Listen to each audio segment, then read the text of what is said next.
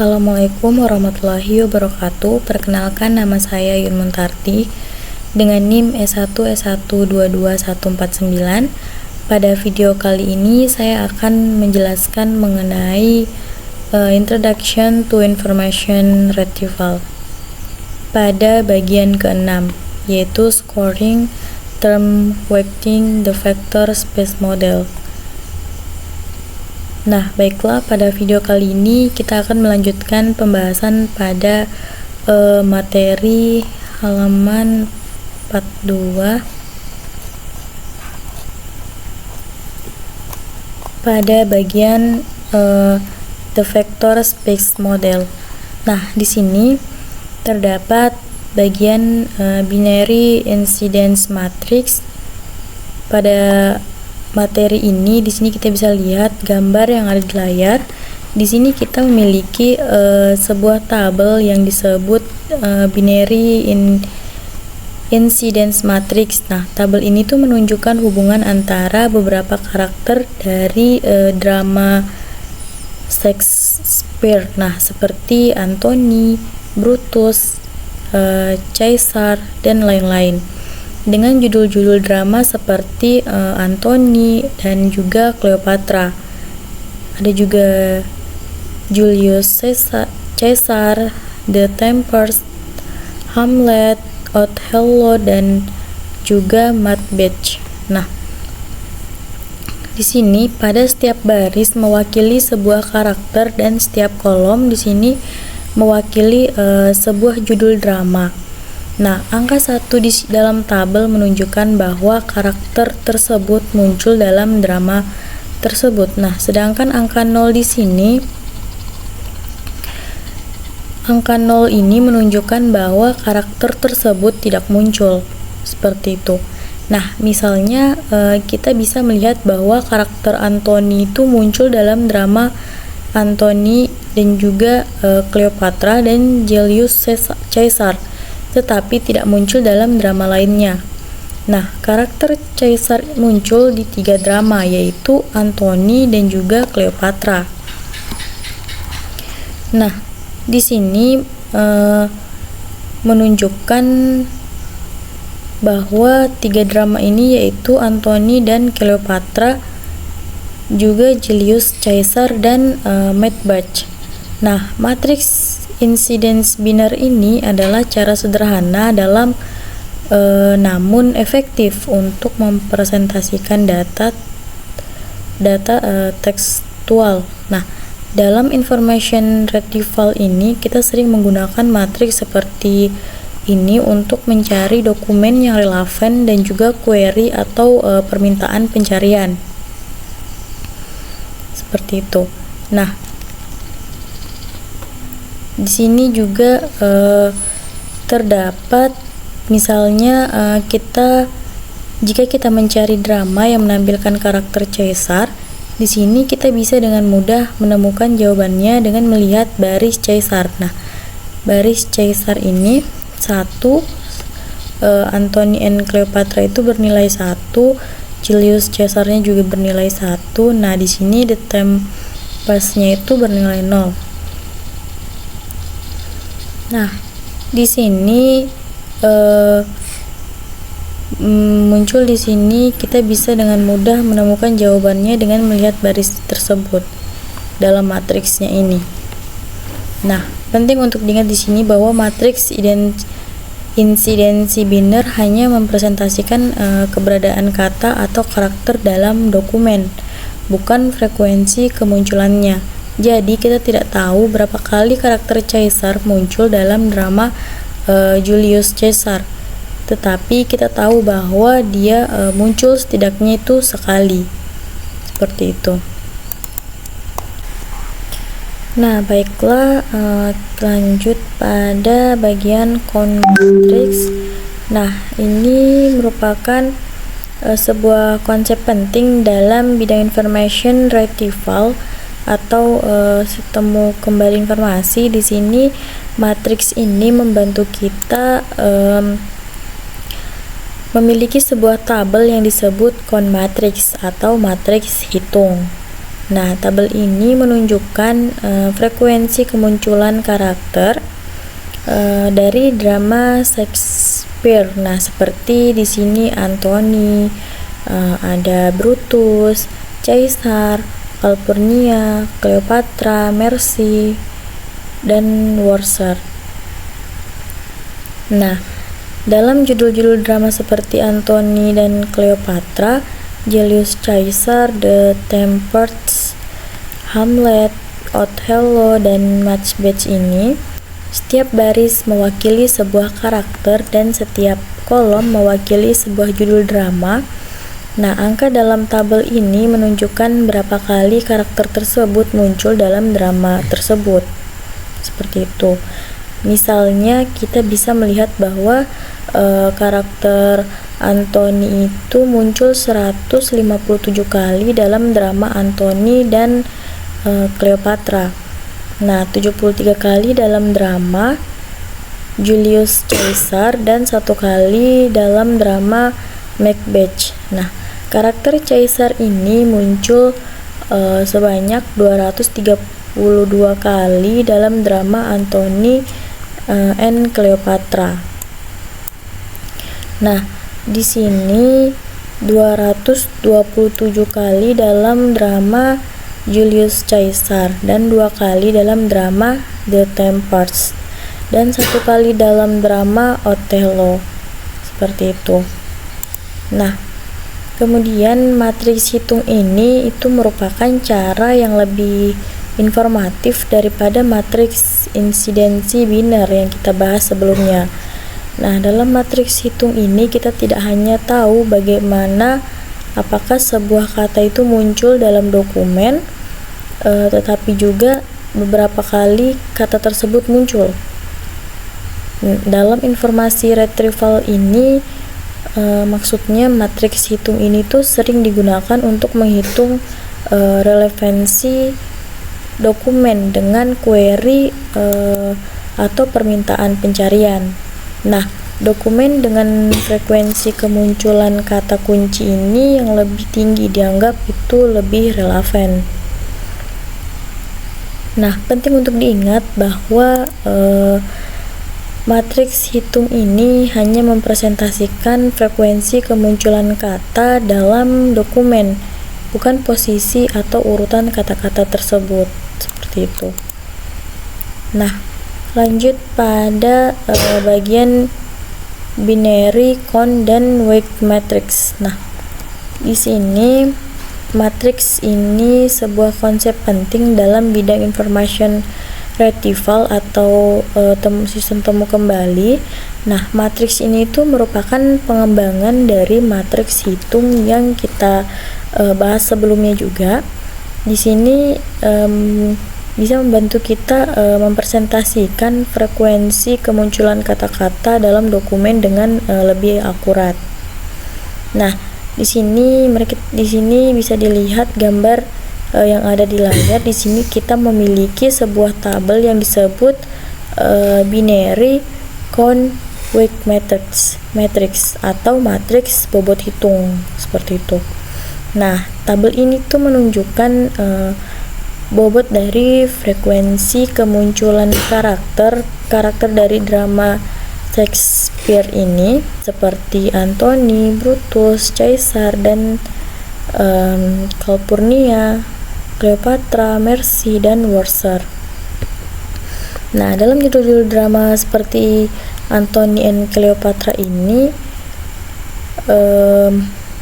ada Julius Caesar, The Tempest, juga ada Hamlet, Othello, dan Macbeth.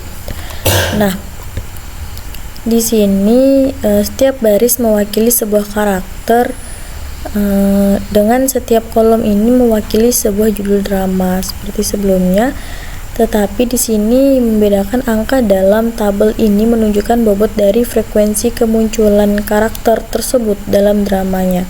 Nah, bobot ini tuh biasanya dihitung menggunakan metode TF IDF yang mempertimbangkan frekuensi kemunculan kata dalam dokumen tersebut dan frekuensi kemunculan kata dalam seluruh koleksi dokumennya. Seperti itu. Nah, misalnya di sini kita bisa melihat bahwa karakter Anthony di sini karakter Anthony memiliki bobot 5,25 dalam drama Antony and Cleopatra. Nah, 3,18 dalam drama Julius Caesar. Nah, dan 0,35 dalam drama Macbeth, dan karakter Caesar memiliki bobot 8,59 dalam drama Antony and Cleopatra. Dan ada 2,54 dalam drama Julius Caesar dan 1,51 dalam drama The Tempest, dan ada 0,25 dalam drama Othello. Nah, matriks bobot hitung ini tuh adalah cara yang paling informatif dari ketiga representasi yang kita bahas sebelumnya. Di sini dalam matriks ini kita tidak hanya tahu apakah sebuah kata muncul dalam dokumen dan beberapa kali kata tersebut muncul, tetapi juga seberapa penting kata tersebut dalam dokumen dan seluruh koleksi dokumen, seperti itu.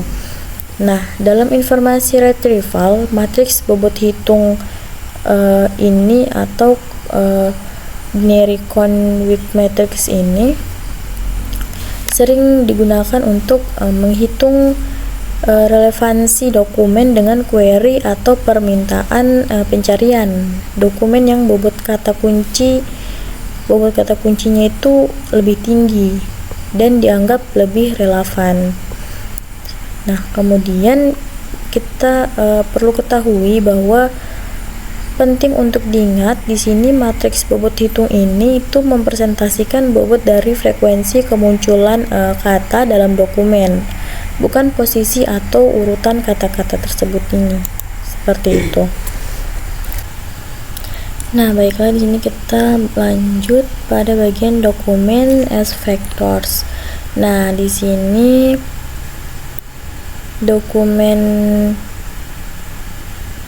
pada bagian dokumen and vectors ini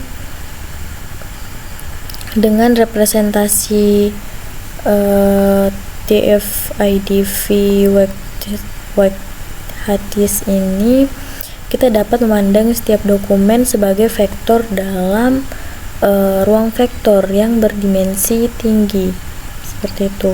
Nah, artinya di sini tuh dimana setiap ruang vektor dimana setiap dimensi sesuai dengan sebuah term dalam kosakata kita, ruang ini bisa sangat besar dengan jutaan dimensi, terutama dalam aplikasi web search.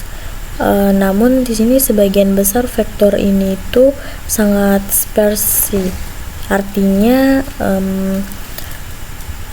sebagian besar nilainya adalah 0, seperti itu. Nah, di sini karena setiap dokumen hanya mengandung sebagian kecil dari semua term yang mungkin, jadi di sini terdapat ilustrasi konsep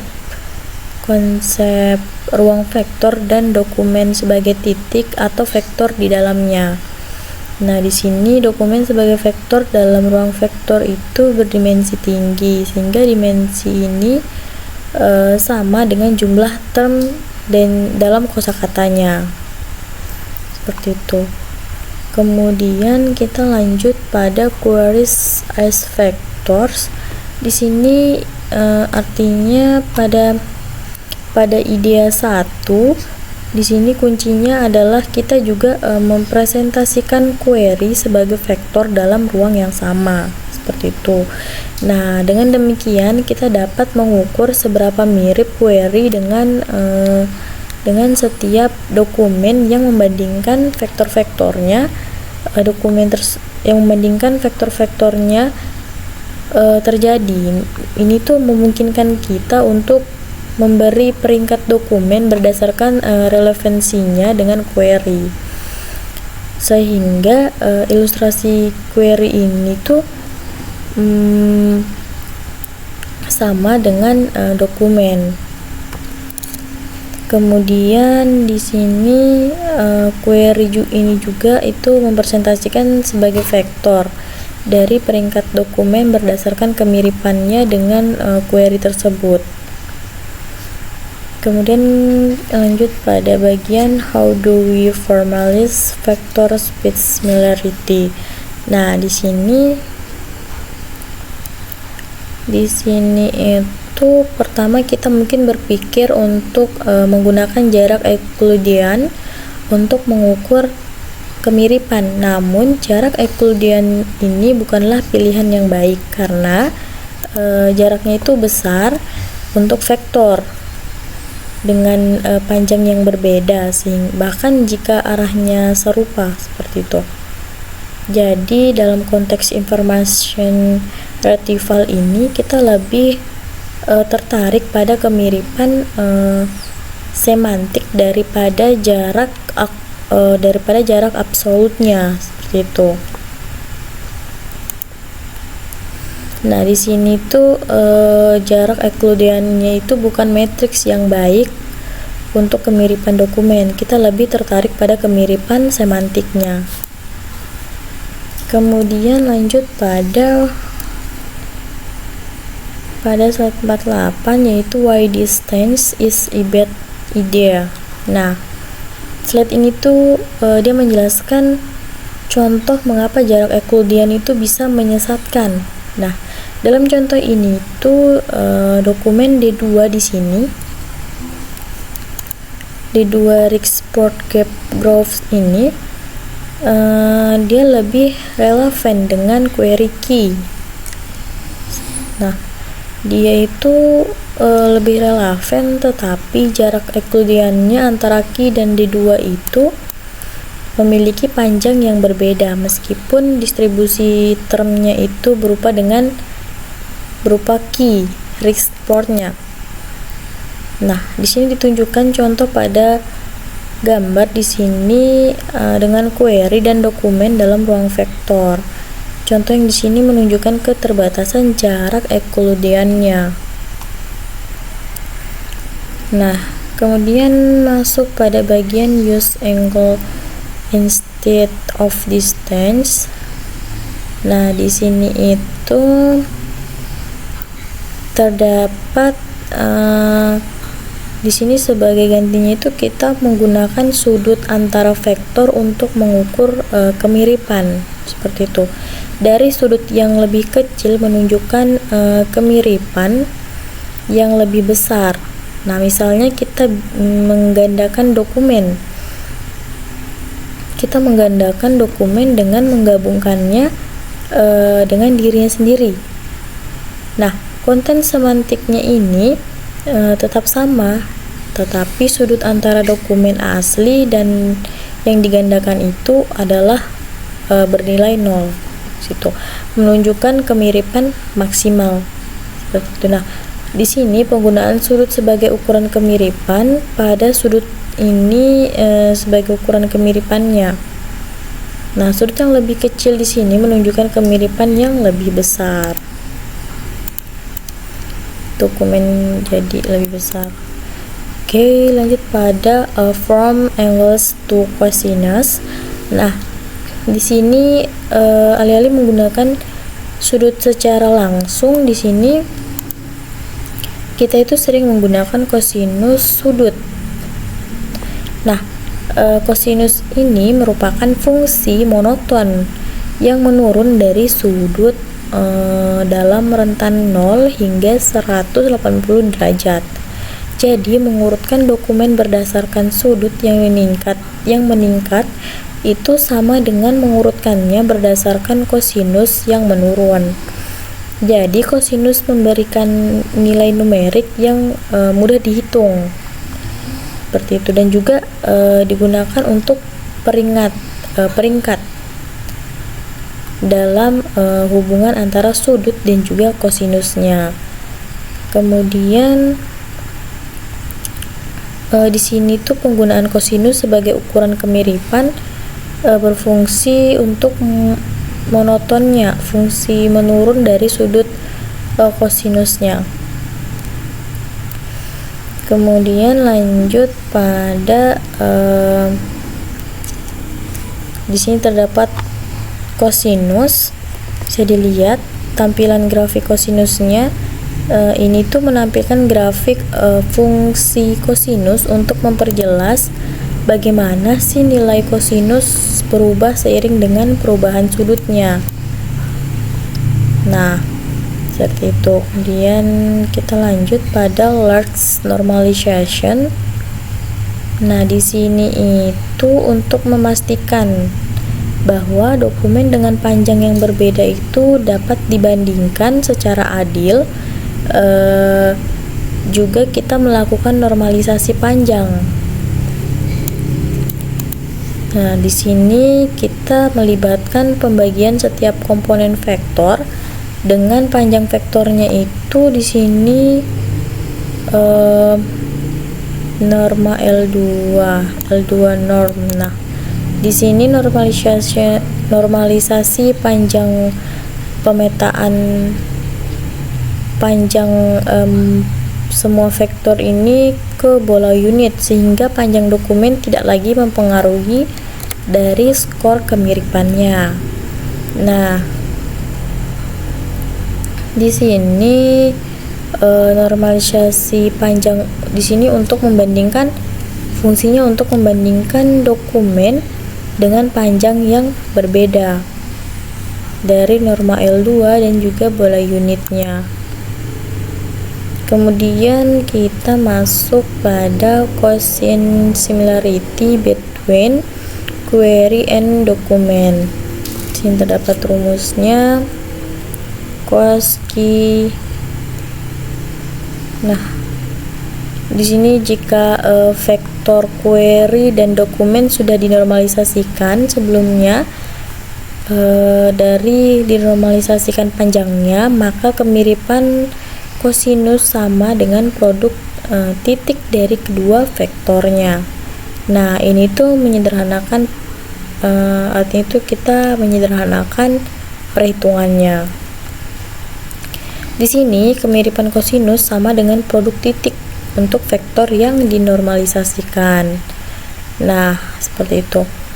Kemudian lanjut pada quotient for normalized vectors. Nah, di sini tuh dia jika vektor query ini dari dokumen sudah dinormalisasikan panjangnya, maka kemiripan kosinus sama dengan produk titik di kedua vektor. Nah, lanjut pada quotient similarity ilustrasinya. Nah, di sini terdapat ilustrasi kemiripan kosinus dalam ruang vektor dengan contoh query dan juga dokumen. Nah, di sini memberikan ilustrasi visual dari kemiripan kosinus sudut kosinus antara vektor query dan vektor dokumen. Di sini menunjukkan kemiripan. Semakin kecil sudutnya, semakin tinggi juga kemiripannya. Seperti itu. Bisa dilihat nilai pornya dengan D1 kosinus. Nah, kita lanjut pada example. Pada example ini di sini memberikan contoh perhitungan kemiripan kosinus antara tiga bagian. Nah, yaitu ada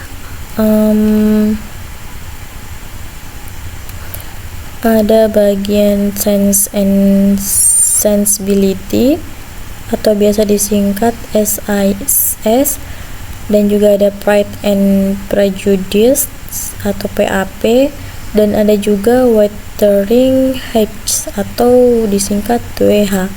Nah, di sini pertama kita memiliki matriks frekuensi term. kemudian matriks bobot log, dan akhirnya matriks bobot log dan normalisasi kosinus. Di sini kita kemudian menghitung kemiripan kosinus antara setiap pasangan dari term frekuensinya. Kemudian di sini terdapat tampilan matriks frekuensi term, matriks bobot log, dan matriks bobot log dan normalisasi kosinus. Di sini tuh perhitungan kemiripan kosinus dengan cara frekuensi term, kemudian bobot term dan normalisasi kosinus. Kemudian kita masuk pada bagian, nah di sini ada kosinus example-nya juga.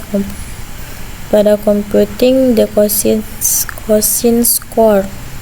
Nah, ini memberikan algoritma untuk menghitung skor kosinus untuk query-nya. Nah, di sini itu algoritmanya menghitung bobot TF-IDF untuk query dan dokumen. Jadi di sini kita menghitung produk titik dan juga kemudian menormalkan skor dengan panjang dokumen. Kemudian di sini itu dia algoritmanya itu untuk menghitung skor kosinus dengan cara hitung bobot TF-IDF-nya, kemudian hitung produk titiknya, dan juga normalisasi skornya. Kemudian lanjut pada komponen of TF-IDF weighting. Kita dilihat sini pada tabelnya. Di sini untuk menghitung skor kosinus untuk query. Nah, di sini algoritma ini itu menghitung bobot TF-IDF-nya untuk query dan juga dokumen dan juga termnya. Nah, menghitung produk titik dan juga kemudian menormalkan skor dengan panjang dokumen. Nah, di sini tampilan algoritma cosine score-nya atau key. Di sini tuh algoritmanya untuk menghitung skor kosinusnya. Jadi langkah pertama itu kita hitung bobot TF-IDF-nya, kemudian hitung produk titiknya, kemudian normalisasi skornya. Nah, kemudian di sini ada tampilan tabel komponen pembobotan TF.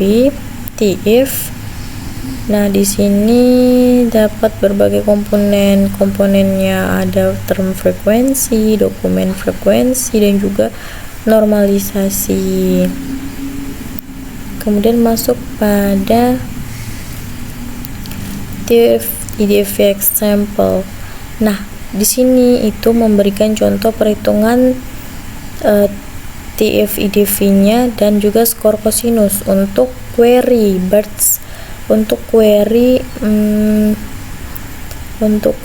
best car insurance. Nah, atau dokumen charge insurance-nya. Di sini contohnya menunjukkan bagaimana komponen yang berbeda dari pembobotannya. Dari pembobotan TF-IDF tadi, sehingga mempengaruhi komponen pembobotan hasilnya. Kemudian masuk pada TF-IDF example in ETN. Nah, di sini dapat dilihat bahwa di sini itu dia slide-nya itu memberikan contoh perhitungan dari nilai auto best car insurance. Contoh ini menunjukkan bagaimana komponen yang berada dari pembobotan TF raw, TF wix, TV, IDF, weight, dan lain sebagainya. Nah, di sini contoh perhitungan ini dia mempengaruhi komponen pembobotan dari TF-IDV-nya. Jadi bisa dilihat di sini bernilai K2 kolom, row-nya di sini ditentukan itu. Kemudian kita masuk pada summary ranked retrieval in the vector space model. Pertama di sini tuh merangkum proses ranked dari retrieval dalam model ruang vektor. Nah, di sini prosesnya itu melibatkan representasi query dan juga dokumen sebagai vektor TF-IDF-nya tadi. Nah, di sini kita menghitung kemiripan kosinus, memberi peringkat dokumen, dan mengembalikan nilai K dokumen teratas kepada penggunanya. Nah, proses ranked retrieval dalam proses ini memudahkan kita dalam langkah-langkah yang lebih efektif. Dan di sini tuh bisa presentasikan representasi vektor, kemiripan kosinus, peringatkan, dan juga mengembalikan ke teratasnya. Seperti itu. Kemudian takeaway today. Di sini tuh poin penting dari materi kita. Ya, seperti itu. Baiklah, sekian penjelasan dari saya mengenai materi Introduction to Information Retrieval. Mohon maaf apabila ada salah kata. Terima kasih. Wassalamualaikum warahmatullahi wabarakatuh.